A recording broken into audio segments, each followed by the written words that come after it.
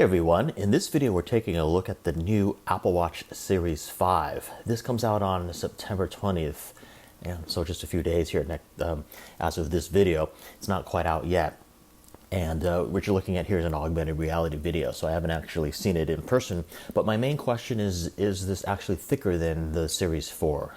So if anyone knows, please leave a comment. It doesn't necessarily look thicker, but it might be a little bit thicker.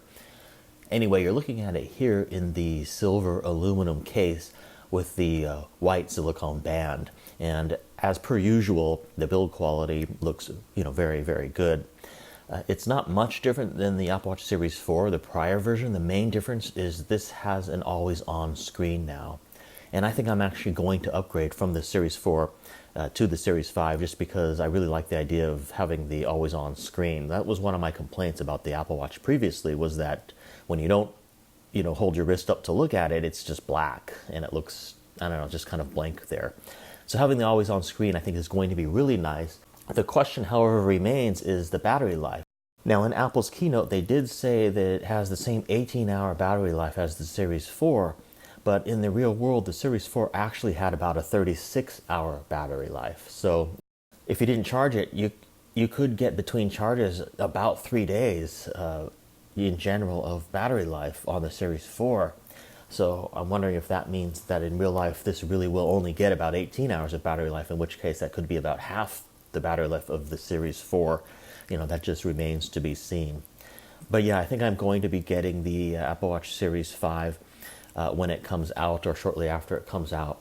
One of the cool things that Apple also announced is what they call the Apple Watch Studio, which if you go to store.apple.com, you can actually configure the case that you want and the exact band or strap that you want, and you can buy it that way. Previously, you would have to get a bundle, and certain cases they would only bundle with certain straps and vice versa.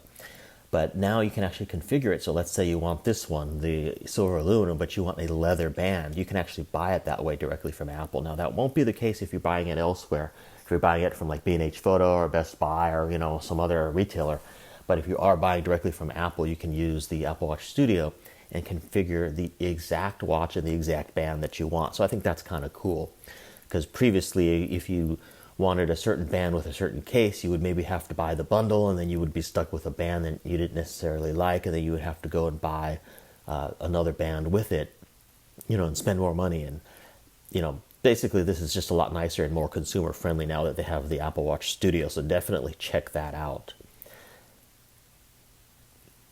Will you be getting the Apple Watch Series 5? Leave a comment below. Thanks for watching this video, and questions, comments, or feedback, please feel free to leave them. And I'll see you in my next video.